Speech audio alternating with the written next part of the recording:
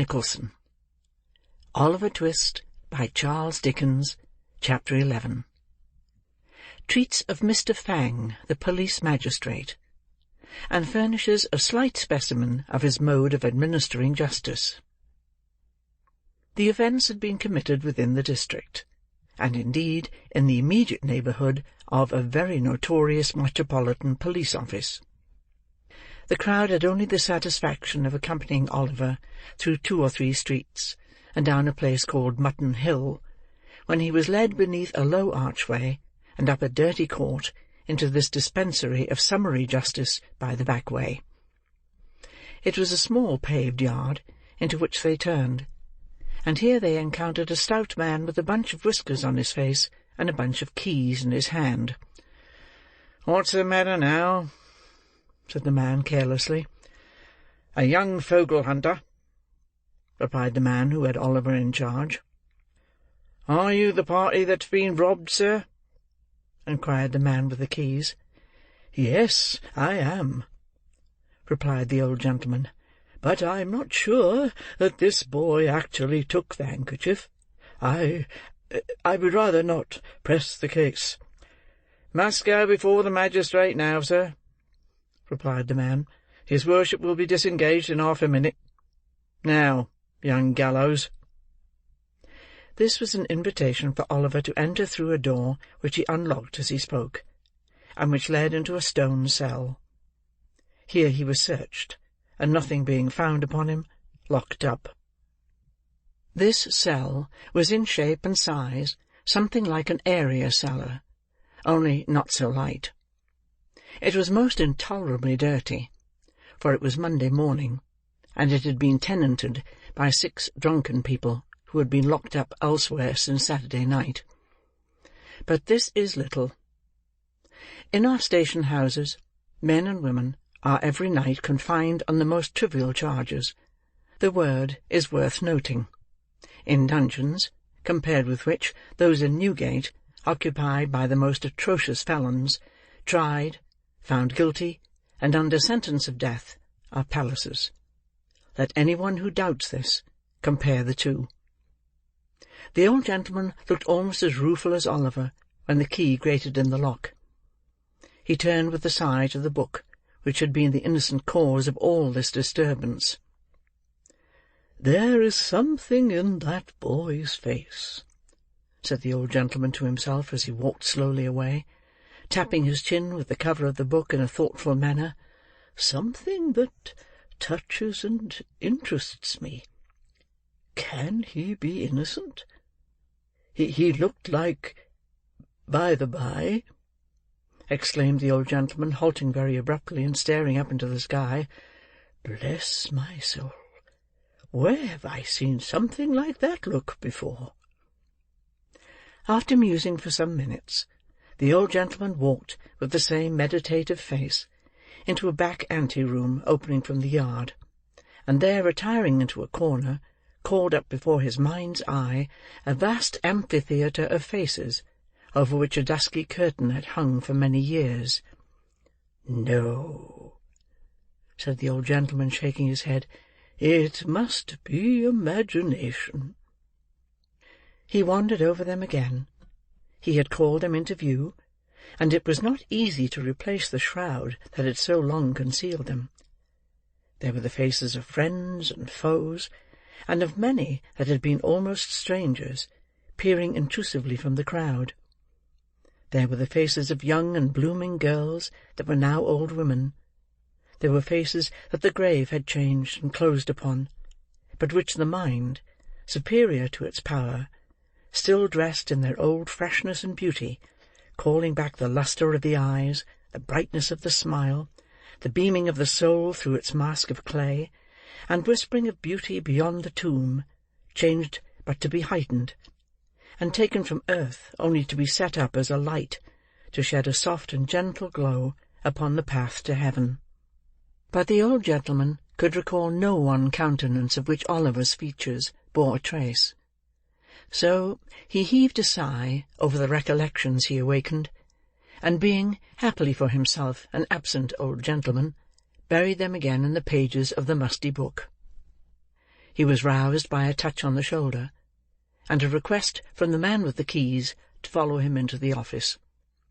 He closed his book hastily, and was at once ushered into the imposing presence of the renowned Mr. Fang.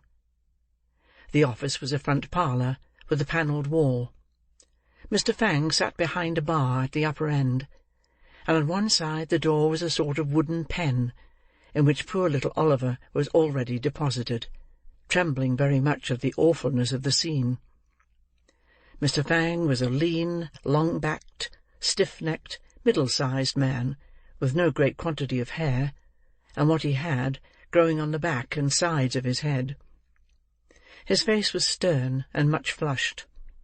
If he were really not in the habit of drinking rather more than was exactly good for him, he might have brought action against his countenance for libel, and have recovered heavy damages. The old gentleman bowed respectfully, and advancing to the magistrate's desk, said, suiting the action to the word, "That is my name and address, sir." He then withdrew a pace or two, and, with another polite and gentlemanly inclination of the head, waited to be questioned. Now, it so happened that Mr. Fang was at that moment perusing a leading article in a newspaper of the morning, adverting to some recent decision of his, and commending him, for the 350th time, to the special and particular notice of the Secretary of State for the Home Department. He was out of temper, and he looked up with an angry scowl. "Who are you?" said Mr. Fang. The old gentleman pointed, with some surprise, to his card. "Officer," said Mr. Fang, tossing the card contemptuously away with the newspaper, "who is this fellow?" "My name, sir," said the old gentleman, speaking like a gentleman. "My name, sir, is Brownlow. Permit me to inquire the name of the magistrate who offers a gratuitous and unprovoked insult to a respectable person under the protection of the bench?" Saying this, Mr. Brownlow looked around the office, as if in search of some person who would afford him the required information. "Officer," said Mr. Fang, throwing the paper on one side, "what's this fellow charged with?" "He's not charged at all, your worship," replied the officer. "He appears against this boy, your worship." His worship knew this perfectly well, but it was a good annoyance, and a safe one. "Appears against the boy, does he?" said Mr. Fang, surveying Mr. Brownlow contemptuously from head to foot. "Swear him."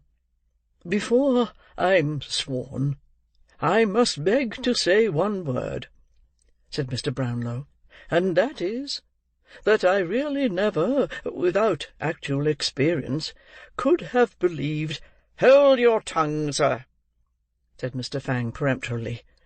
"I will not, sir," replied the old gentleman. "Hold your tongue this instant, or I'll have you turned out of the office," said Mr. Fang. "You're an insolent, impertinent fellow. How dare you bully a magistrate?" "What!" exclaimed the old gentleman, reddening. "Swear this person," said Fang to the clerk. "I'll not hear another word. Swear him." Mr. Brownlow's indignation was greatly roused, but reflecting, perhaps, that he might only injure the boy by giving vent to it, he suppressed his feelings, and submitted to be sworn at once. "Now," said Fang, "what's the charge against this boy?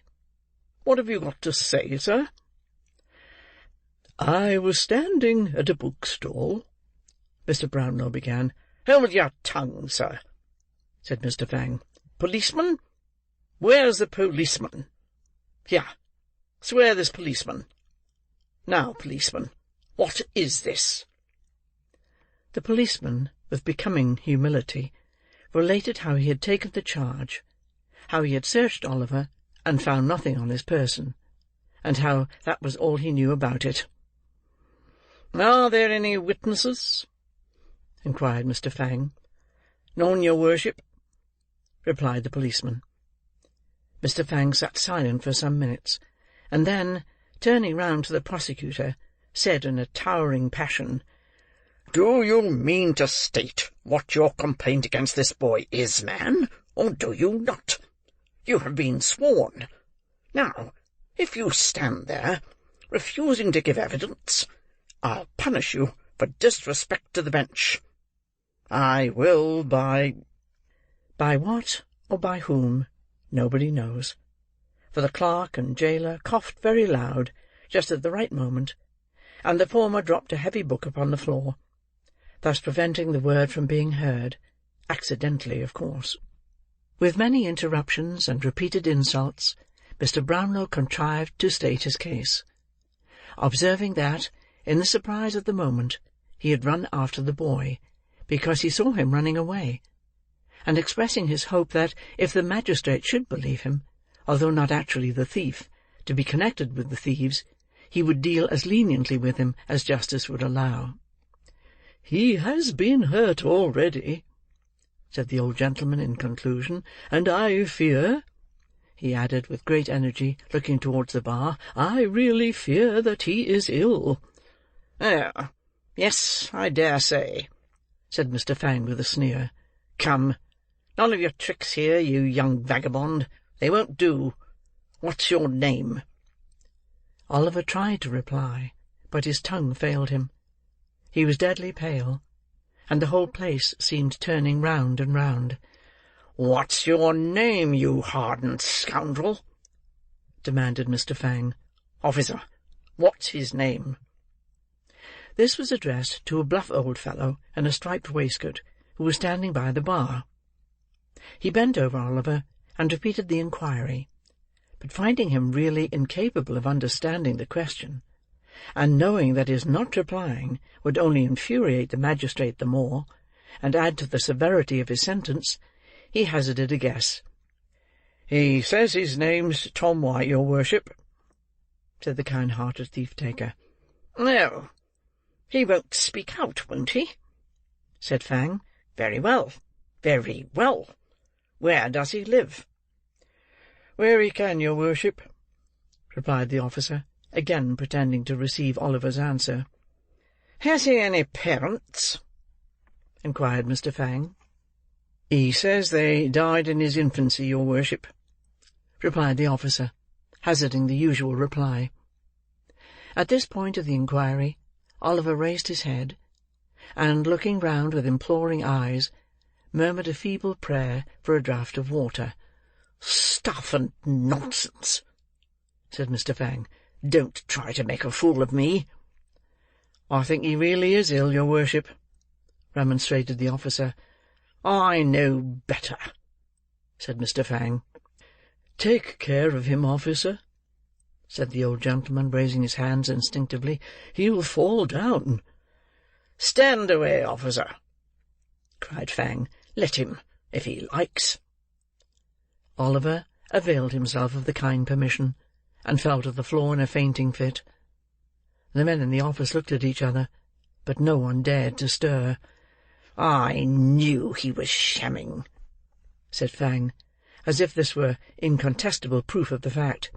"Let him lie there. He'll soon be tired of that." "How do you propose to deal with the case, sir?" inquired the clerk in a low voice. "Summarily," replied Mr. Fang. "He stands committed for 3 months' hard labour, of course. Clear the office." The door was opened for this purpose, and a couple of men were preparing to carry the insensible boy to his cell, when an elderly man of decent but poor appearance, clad in an old suit of black, rushed hastily into the office, and advanced towards the bench. Stop! Don't take him away. For heaven's sake, stop a moment!" cried the newcomer, breathless with haste. Although the presiding genii in such an office as this exercise a summary and arbitrary power over the liberties, the good name, the character, almost the lives, of Her Majesty's subjects, especially of the poorer class, and although within such walls enough fantastic tricks are daily played to make the angels blind with weeping, they are closed to the public, save through the medium of the daily press. Footnote, or were virtually then. Mr. Fang was consequently not a little indignant to see an unbidden guest enter in such irreverent disorder. "What is this? Who is this? Turn this man out. Clear the office," cried Mr. Fang. "I will speak," cried the man. "I will not be turned out. I saw it all. I keep the bookstall. I demand to be sworn. I will not be put down. Mr. Fang, you must hear me. You must not refuse, sir." The man was right. His manner was determined, and the matter was growing rather too serious to be hushed up. "Swear the man," growled Mr. Fang with a very ill grace. "Now, man, what have you got to say?" "This," said the man. "I saw 3 boys, 2 others, and the prisoner here, loitering on the opposite side of the way, when this gentleman was reading. The robbery was committed by another boy. I saw it done, and I saw that this boy was perfectly amazed and stupefied by it." Having by this time recovered a little breath, the worthy bookstall keeper proceeded to relate, in a more coherent manner, the exact circumstances of the robbery. "Why didn't you come here before?" said Fang after a pause. "I hadn't a soul to mind the shop," replied the man. "Everybody who could have helped me had joined in the pursuit. I could get nobody till 5 minutes ago, and I've run here all the way." "The prosecutor was reading, was he?" inquired Fang after another pause. "Yes," replied the man. "The very book he has in his hand." "Oh, that book, eh?" said Fang. "Is it paid for?" "No, it is not," replied the man with a smile. "Dear me, I forgot all about it!" exclaimed the absent old gentleman innocently. "A nice person to prefer a charge against a poor boy," said Fang, with a comical effort to look humane. "I consider, sir, that you have obtained possession of that book under very suspicious and disreputable circumstances, and you may think yourself very fortunate that the owner of the property declines to prosecute. Let this be a lesson to you, my man, or the law will overtake you yet. The boy is discharged. Clear the office." "Dear me!" cried the old gentleman, bursting out with the rage he had kept down so long. "Dear me! I'll—" "Clear the office," said the magistrate. "Officers, do you hear? Clear the office." The mandate was obeyed, and the indignant Mr. Brownlow was conveyed out, with the book in one hand, and the bamboo cane in the other, in a perfect frenzy of rage and defiance.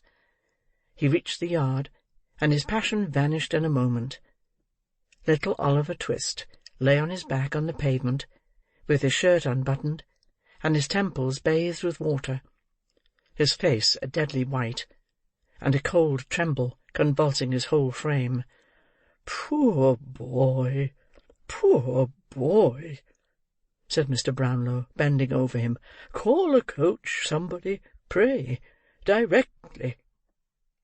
A coach was obtained, and Oliver having been carefully laid on the seat, the old gentleman got in, and sat himself on the other. "May I accompany you?" said the bookstall keeper, looking in. "Bless me, yes, my dear sir," said Mr. Brownlow quickly. "I forgot you. Dear, dear, I have this unhappy book still. Jump in. Poor fellow, there's no time to lose."